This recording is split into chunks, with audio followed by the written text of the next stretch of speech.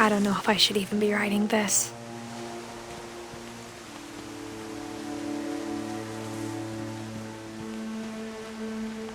Maybe it'd be better if all this just died with me.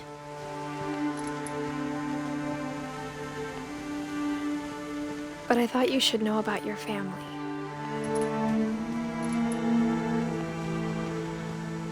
And the history you're a part of.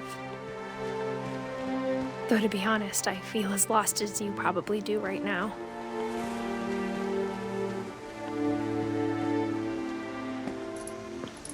I think the people in these stories believed them, for what that's worth.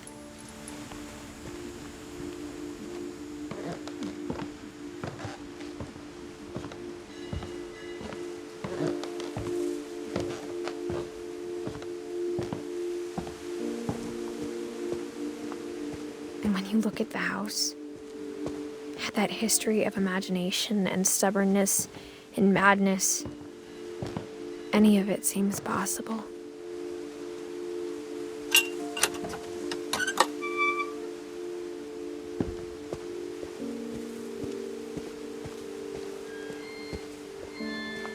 I think we've been surrounded by death for so long, we've just gotten used to it.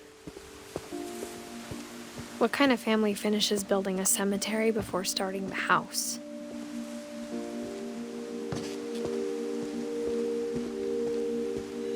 It's embarrassing for me to admit this, but the pet cemetery made me more uncomfortable than the human one. 3 of the gerbils are mine, and 2 had been my fault. Sven built the house, but it was Edie who designed the cemetery. I'm sure Odin's monument had been Edie's idea. My mom was always trying to move on, but for Edie, the past never went away.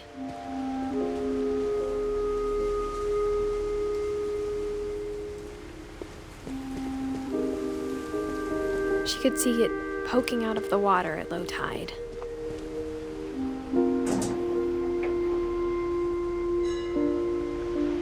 Edie said she dreamed about the old house every night.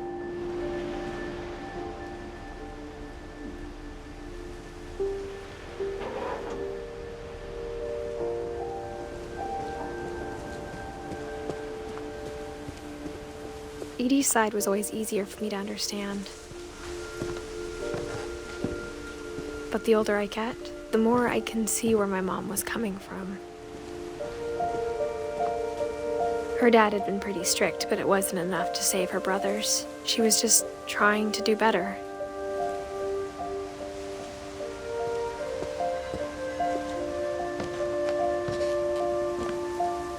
She lost 2 of her brothers, just like I did. I get why she tried so hard to protect us.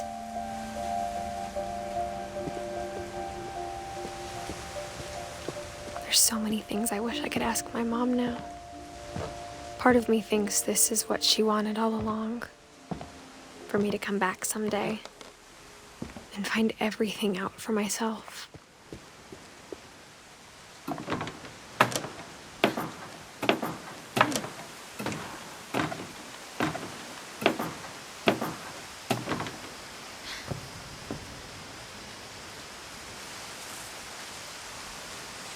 But looking back on it now, if she told me there was going to be so much climbing, I never would have come when I was 22 weeks pregnant.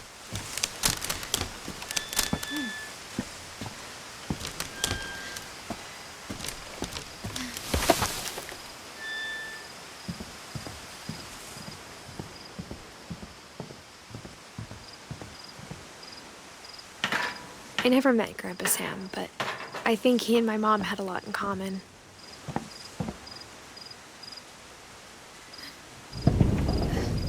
They were both pretty intense.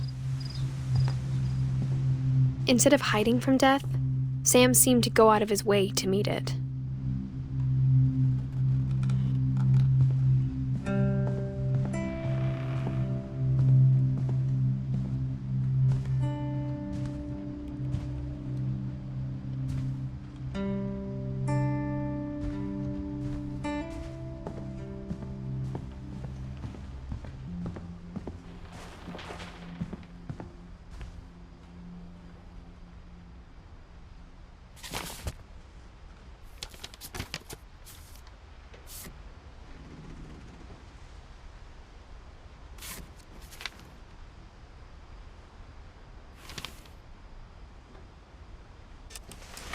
Dawn, I promise, you'll never forget this weekend.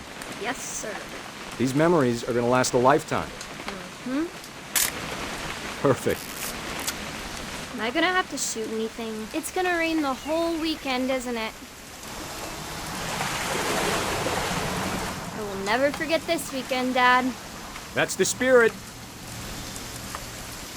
Smile, Dawn.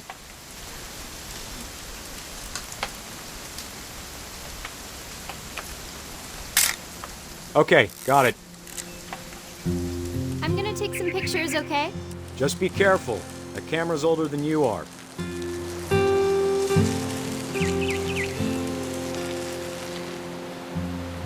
Definitely should not have drunk all that coffee. Hey! That's a keeper. I'm just saying, I'm not always gonna be here, Dawn. You'll need to remember this stuff, if you want to survive. I'll be fine, Dad. You know who else thought he was— Dad! Good eyes, Dawn. Before you take the shot, let me get a picture of you.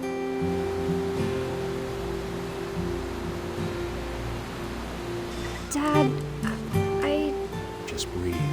Turn off your imagination. Focus on your target.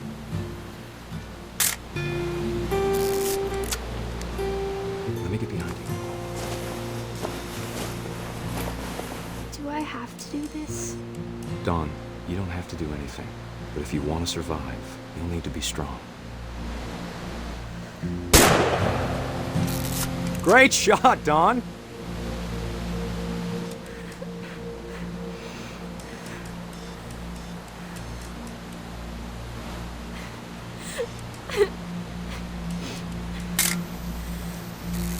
I'm proud of you, Dawn.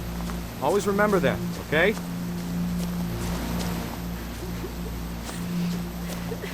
Dad, it's twitching. I think That's it's totally so... normal, Dawn. Just focus on the camera. Try not to think about— Dad!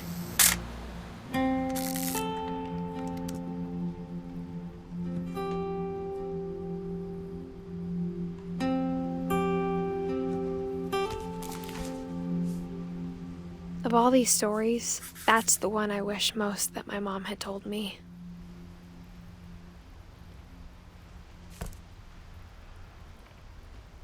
Sam spent his life shooting photos, but Mom said he got nervous being in front of the camera. I guess we're all afraid of something.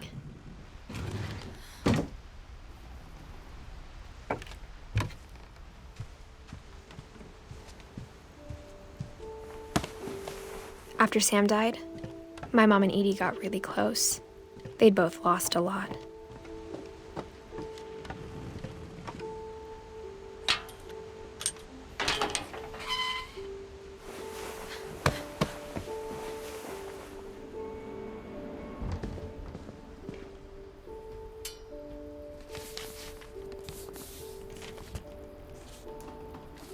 Dear Kay, do you remember the way Gregory used to laugh when he thought he was alone? Like something funny was happening, but only he could see it.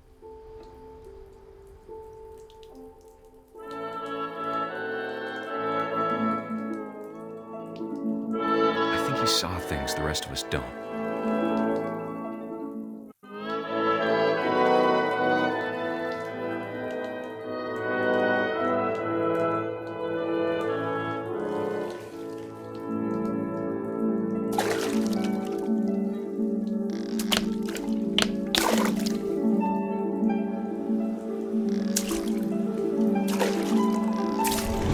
Over, Gregory. It's time to... Hold on, sweetie. Hello? Sam, I told you I don't want to talk right now. I wonder what he saw. What his world was like.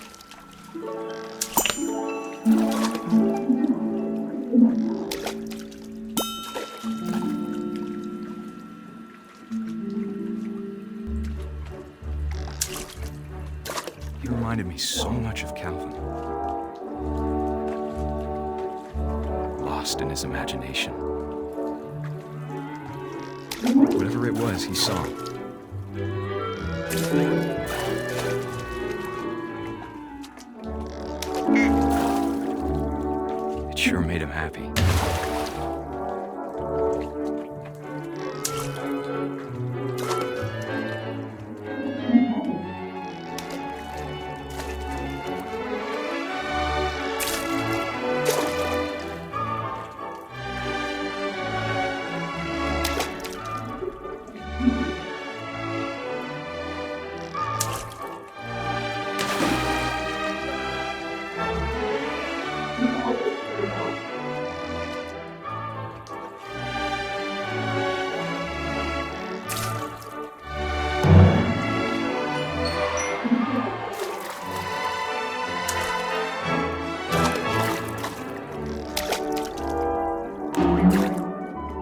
I know how silly it sounds.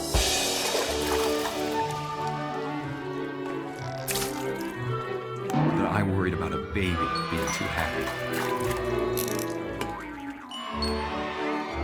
But I could feel him slipping away.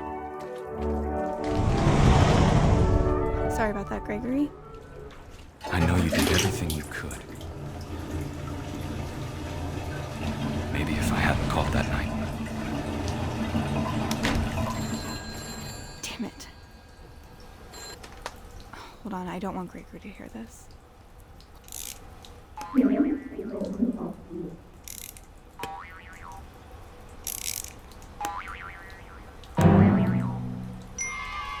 wish he could have told us about the world he saw.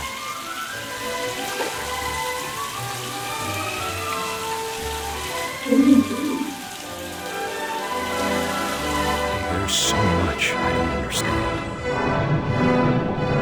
about Gregory, about everything.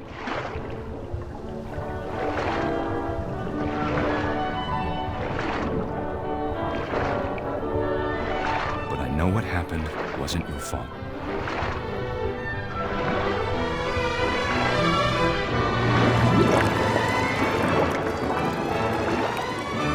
I'm sure he's happy. And he'd want you to be happy too. Good luck, Kay. Love, Sam.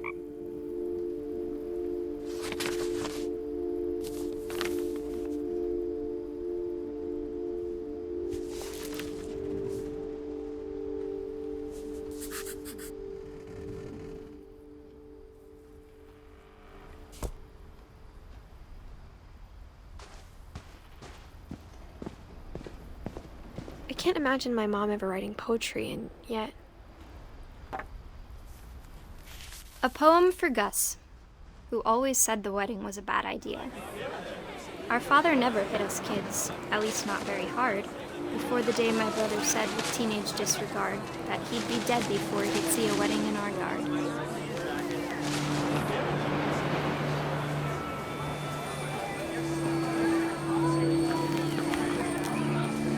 My father made him come, of course, but Gus stood far apart, just flew his kite and bottled up the storm inside his heart.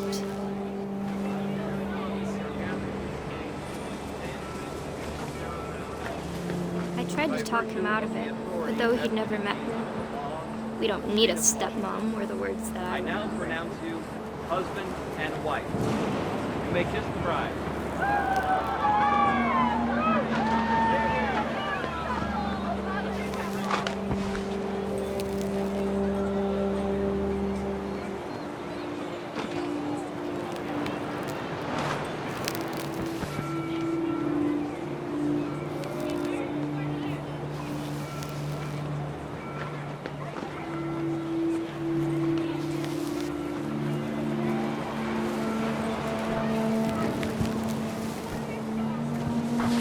When the time for photos came, Dad ordered him to Come here.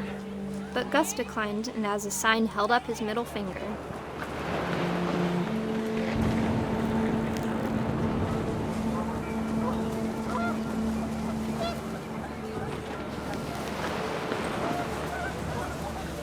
The wind picked up and panicked geese appeared and quickly went. But all the humans did that day was go inside the tent.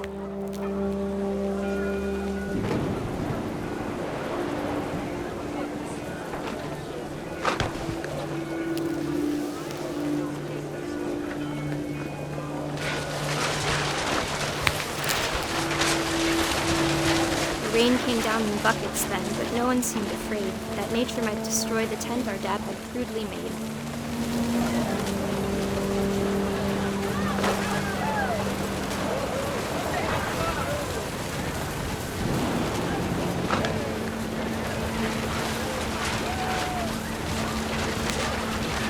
The thunder sounded much too close and full of angry power. But all my father said to this was, "Make the music louder."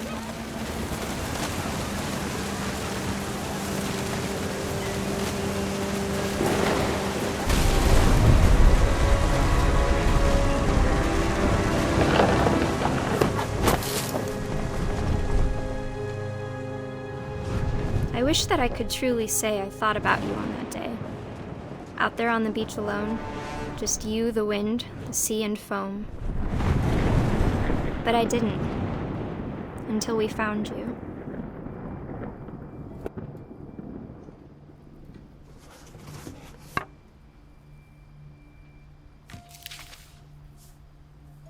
She never talked about him, but Mom told me once if I was a boy, they were going to name me Gus.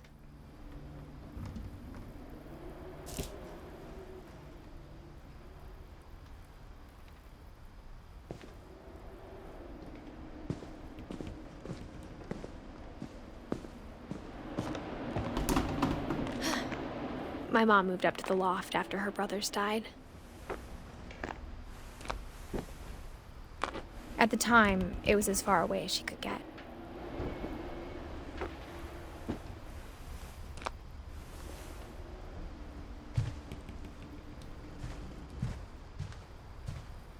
She spent a summer building houses in Calcutta, where she met my dad, Sanjay. My mom moved to India a week after graduation and got a job teaching English. Louis was born a year later.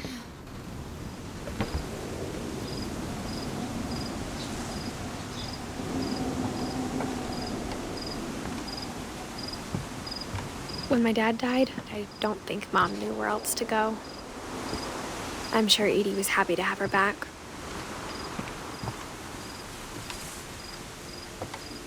The house had to get a little bigger, but Edie was used to that. And for a while, things were good, almost normal. But it didn't last. The beginning of the end was Milton's 10th birthday, when Edie gave him a castle. After Milton disappeared, the only thing he left behind was a room full of paintings.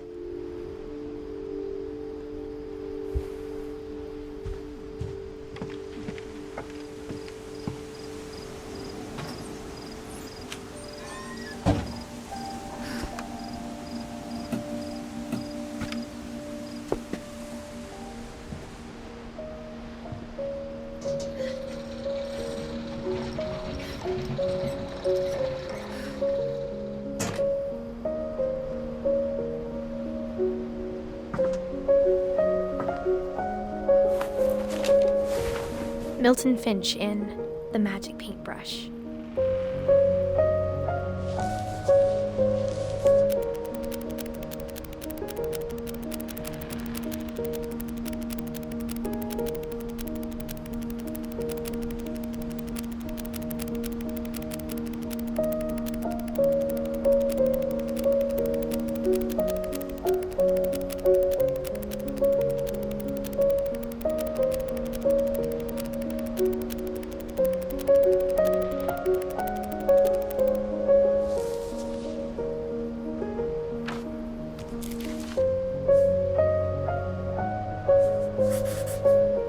I was 4 when Milton disappeared.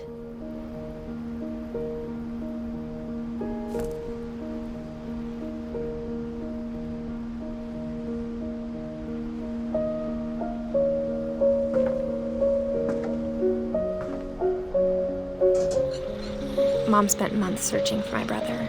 Then she sealed the doors.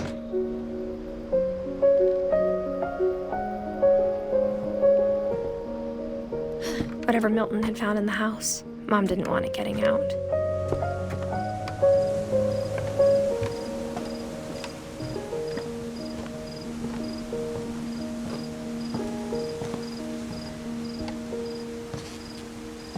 Mom definitely blamed Edie, but I think Louis blamed himself. After he graduated, he just spent more and more time in his room, until Mom got him a job at the cannery. Everyone always told me to stay out of Louis's room, except Louis.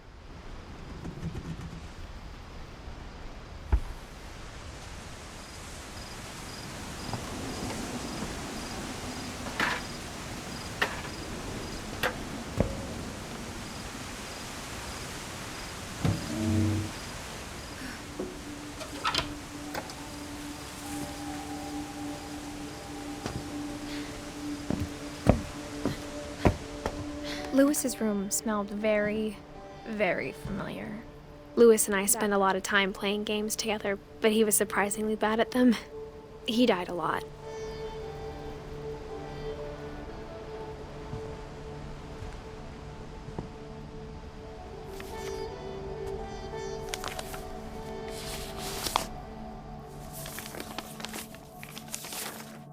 Dear Mrs. Finch, as Lewis's psychiatrist, I can understand your desire for an explanation. As I see it, the trouble began in January, shortly after we convinced your son to seek treatment for substance abuse. Newly sober, I believe Lewis first noticed the monotony of his daily life.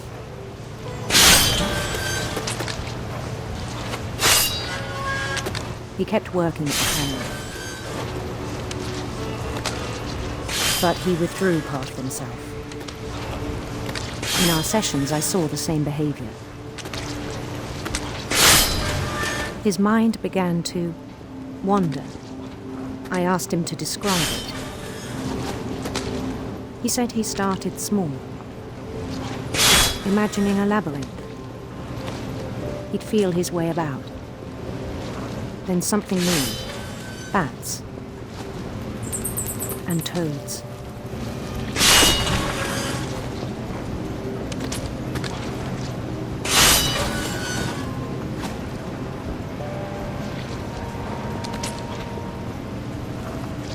And things that have not names. He knew it was all in his head.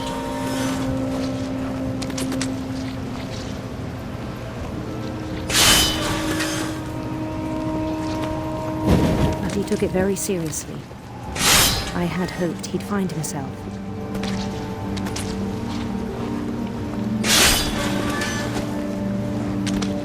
But he found something more. I worried about him then. Daydreaming at the cannery.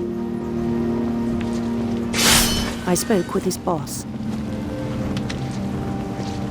But he said Lewis had become a model employee. Methodical, tireless, focused.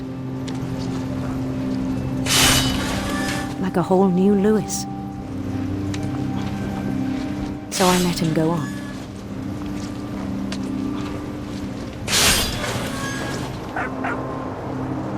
I even encouraged him.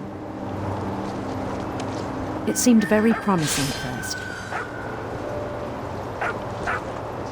He told me he'd made a new friend.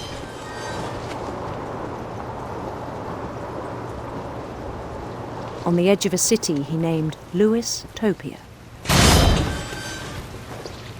He built the city up slowly, brick by brick.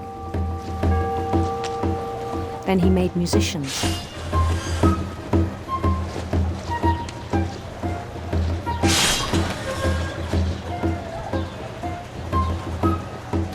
And songs for them to play. He talked about starting a band. And he was always humming something. Every day his imagination grew stronger.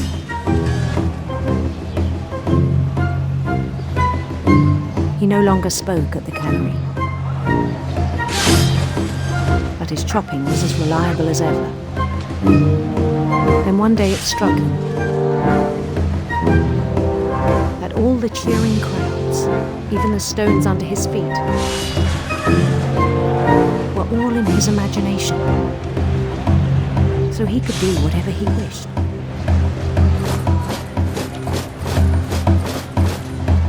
He held an election for mayor.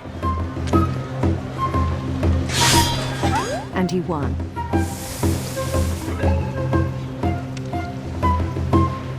They begged him to stay, but his mind was already wandering. It became a game for him.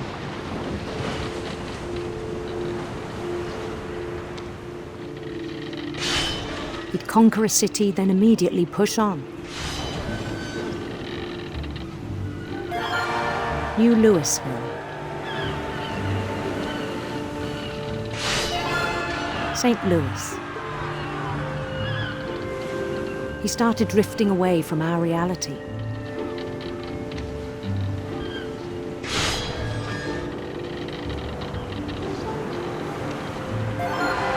Minneapolis, until one day he forgot to go home from the cannery. Even as his mother pleaded with him, part of Lewis kept sailing on.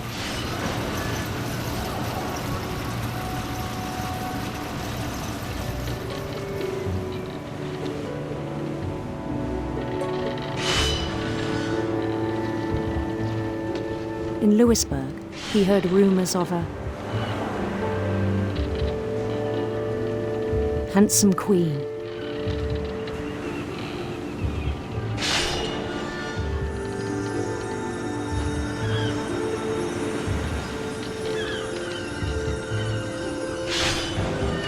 The queen was on her own quest for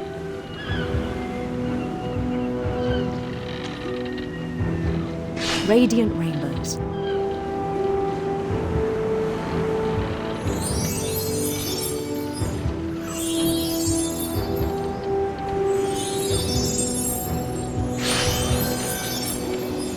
He followed the sound of her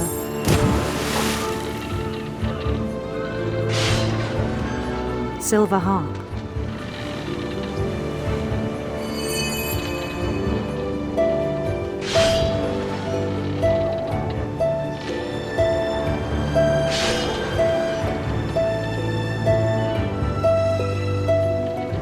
His chase led him to a golden palace east of the sun and west of the moon. Even then, his logic remained sound.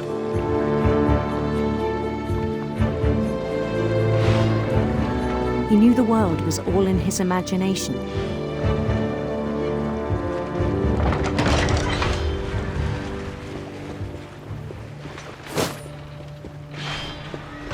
But he was so proud of having created it. In his own eyes, he'd become something greater than a king.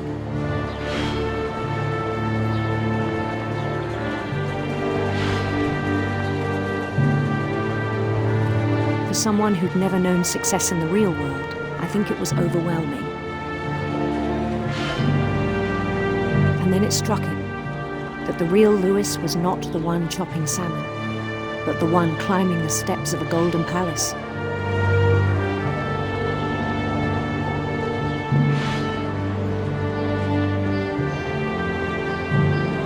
My imagination is as real as my body, he told me.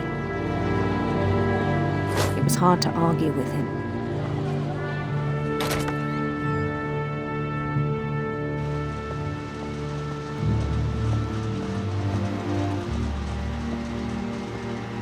He began to forget the world we know.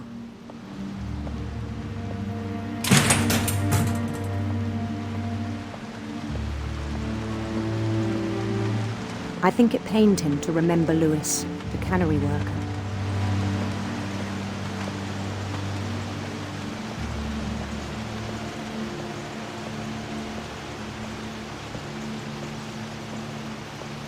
He began to despise the man with a royal contempt.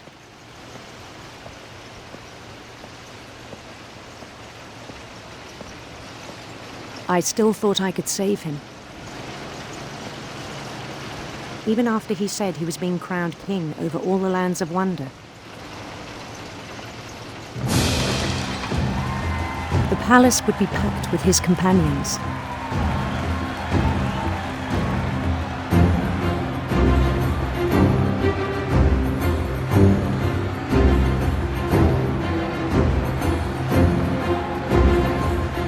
Including the wise Calico who'd insisted on inviting him.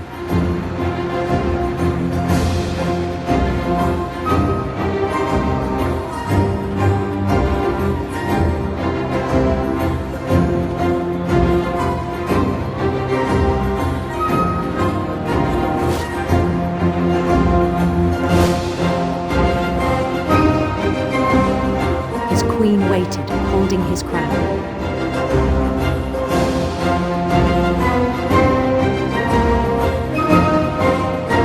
There was only one thing left to do.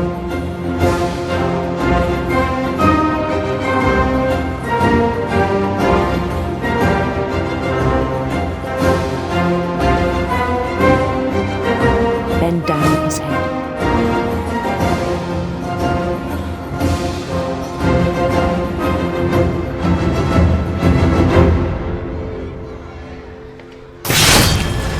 rest I think you know. Mrs. Finch, your son was a kind man who will be missed by all of us who knew him.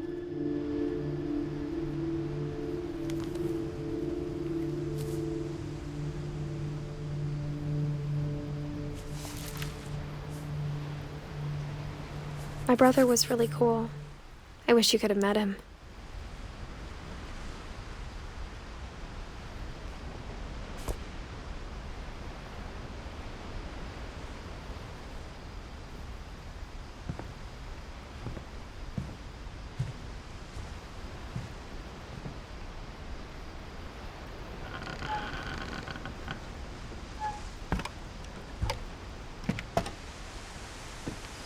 On the way back from Lewis's funeral, my mom told me to start packing. She waited until the day before we left to tell Edie. I'm not sure if she wanted to make it easier or harder.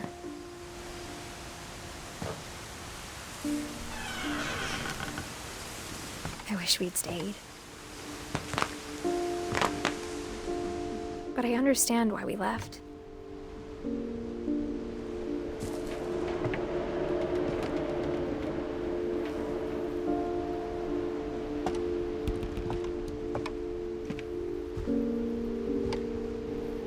My mom ended up leaving everything behind.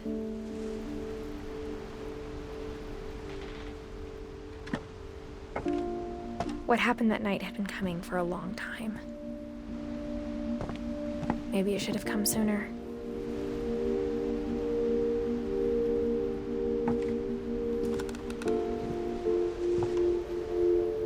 But it had to end one way or another. All that's left now is to tell you about that last night.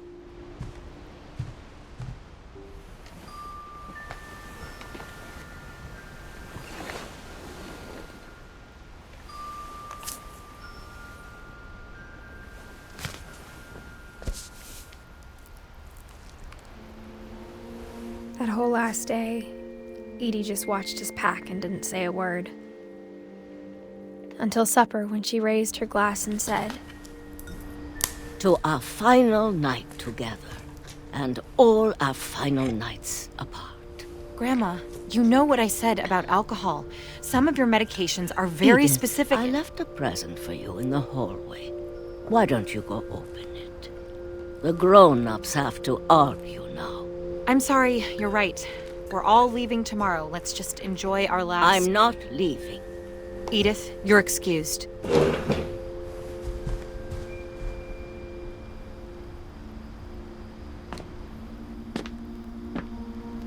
The power had been shut off that morning, but Edie always had plenty of candles.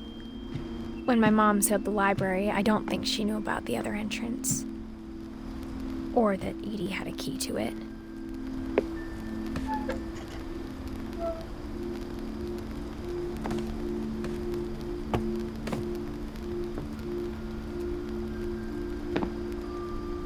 That thing you're afraid of isn't going to end when you leave the house. Edith has a right to know these stories. My children are dead because of your stories. I think it's best if Edith and I leave tonight. We'll have the nursing home send a van for you in the morning, okay?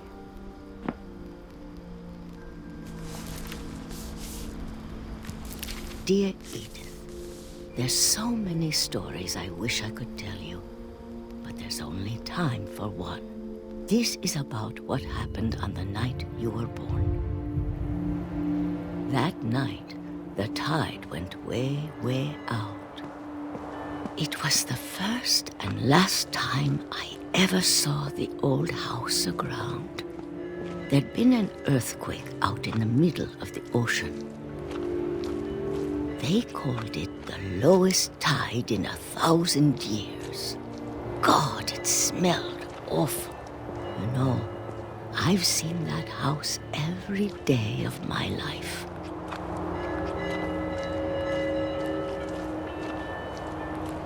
But I never thought I'd go back to it. When the fog rolled in, I lost my way.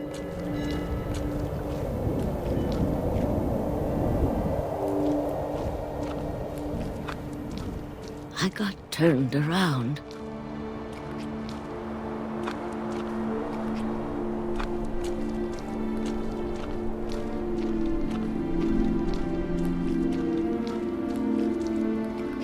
I started seeing things.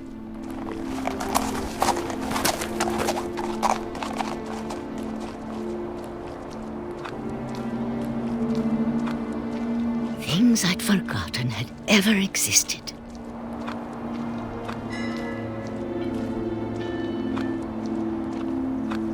But when I saw them, they felt like old friends. That night, a lot of things came back to me. Or maybe I came back to them.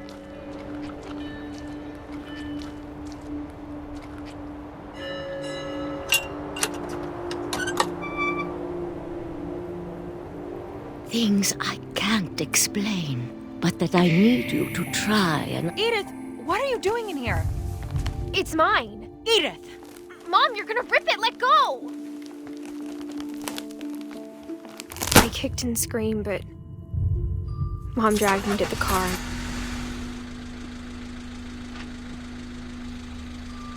I never saw Great-Grandma Edie again.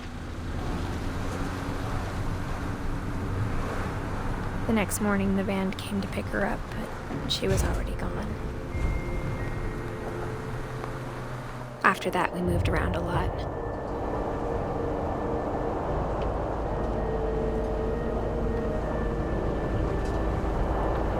We both tried to make the best of it.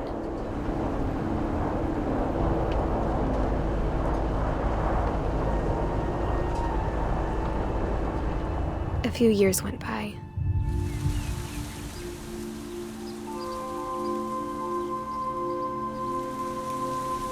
My mom didn't like to talk about it,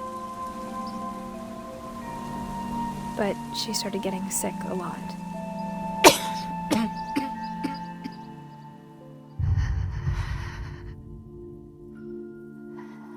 She got better for a while, and then she didn't. And then I was alone. The last Finch left alive.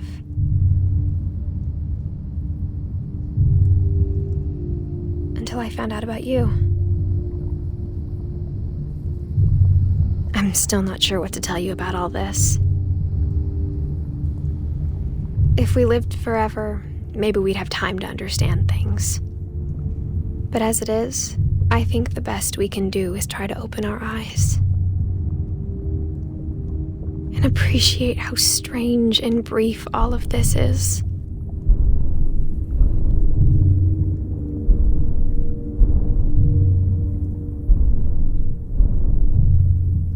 This journal was supposed to be for you.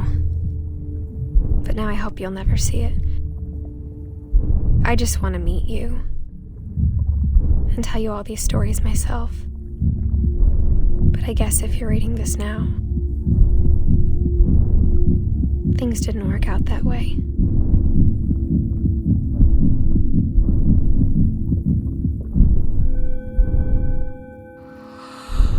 This is where your story begins. I'm sorry I won't be there to see it. It's a lot to ask, but I don't want you to be sad that I'm gone. I want you to be amazed that any of us ever had a chance to be here at all. Good luck.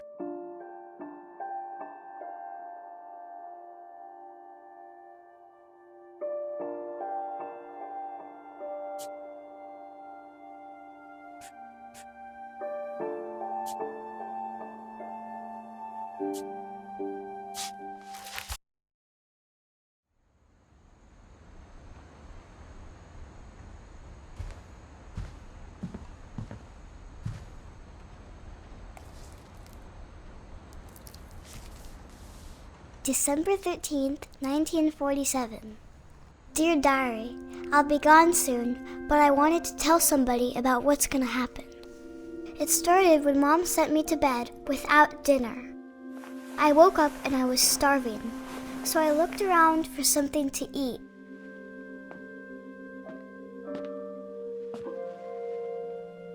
The gerbil food was dry, but I didn't mind it.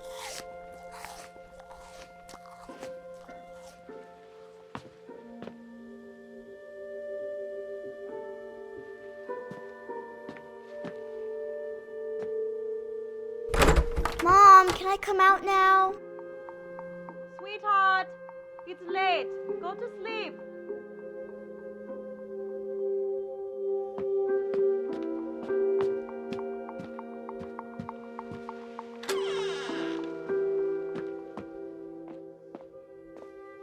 I kept eating and eating.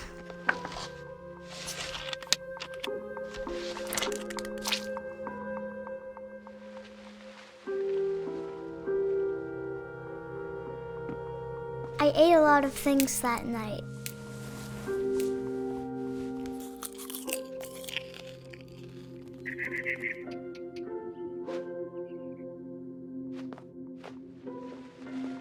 Then I heard chirping outside my window. It was a barn swallow going back to her nest. I reached out for her.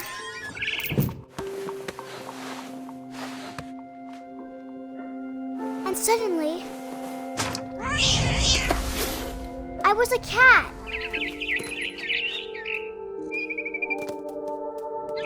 I tried to be quiet, but the bird was really scared.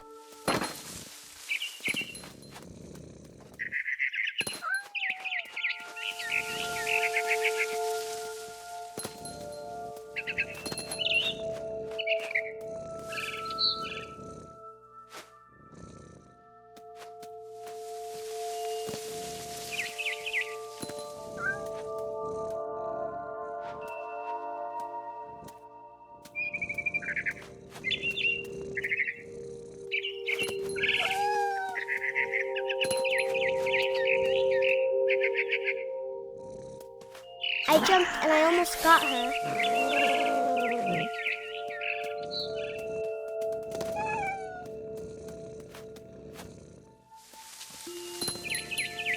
Now I was up in the big tree. I promised Dad I wouldn't climb it anymore. All I cared about was eating that mama bird.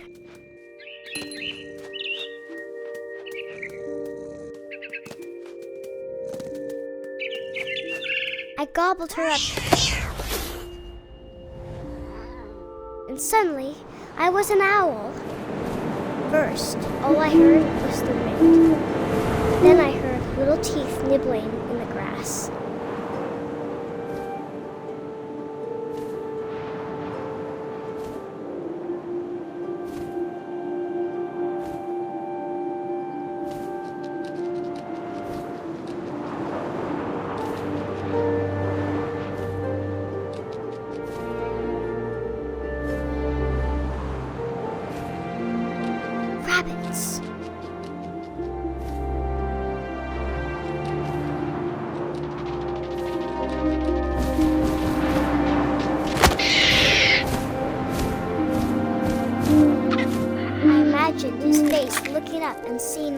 through my talons. I swallowed him up, and I didn't chew one bit. Then I flew off to find something bigger.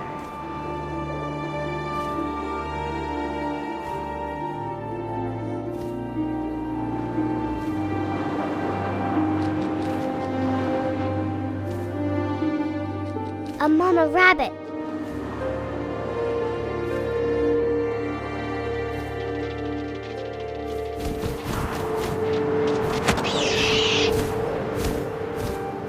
She was almost too big to carry. I started choking, but I couldn't stop eating. And suddenly, I was a shark.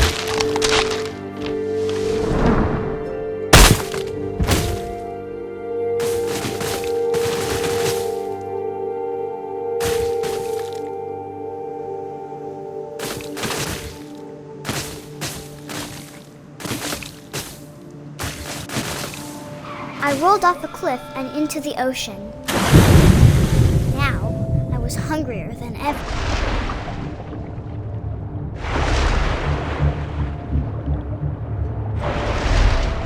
I wanted fat, juicy seals.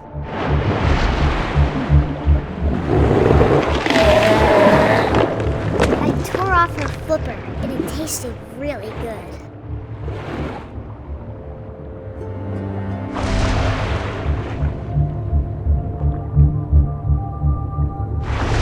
Grabbed on tight.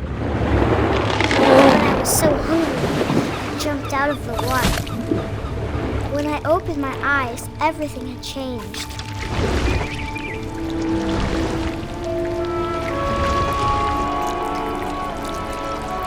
Now I was a monster, and I smelled people everywhere.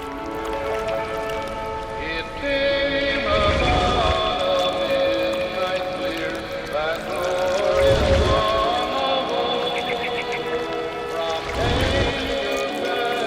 I was big, but I moved real quiet.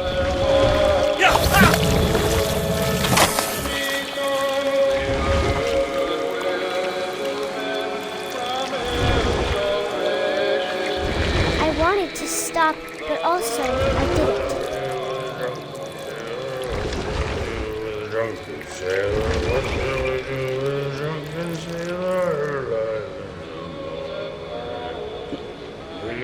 Belly with a rusty razor, his belly with a rusty razor, his belly with a rusty razor, in the morning. What shall we do with a drunken sailor? What shall we do with a drunken sailor? What shall we do with a drunken sailor? Put him in bed with the captain's daughter, put him in bed with the captain's daughter, put him in bed with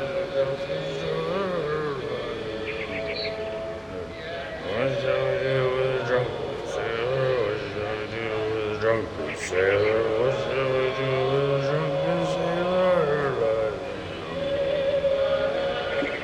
Truck with a longboat to sober, truck with a longboat to sober, truck with a longboat to sober. What shall we do with a drunken sailor? What shall we do with a drunken sailor? What shall we do with a drunken sailor? Put him in the scuppers with a hose pipe on him. Put him in the scuppers with a hose pipe on him. Put him in the scuppers with a hose pipe on him. What shall we do with a drunken sailor? What shall we do with a drunken sailor? What shall we do with a drunken sailor? Heave-ho, she rises, heave-ho, she rises, heave-ho, she rises in the morning.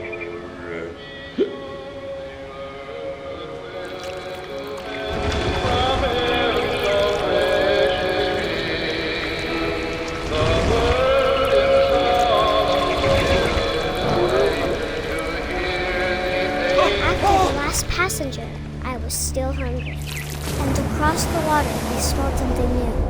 Something I had to have, so I swam towards it.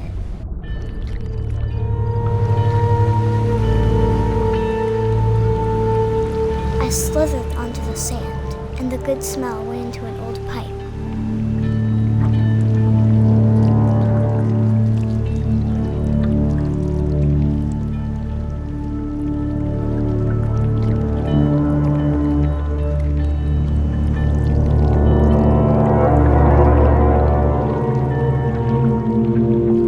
I got closer and closer.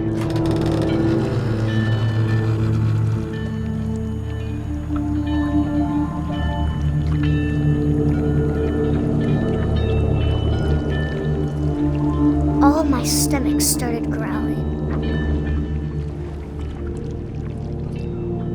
And suddenly, I was me again. I held my breath for a long time, but I couldn't hear anything.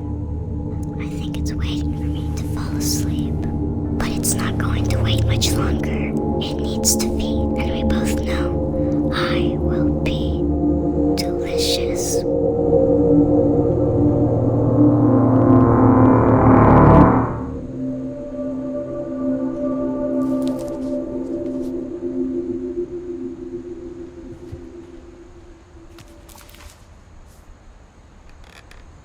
I'm not sure if I believed all of that, but I'm sure Edie would have.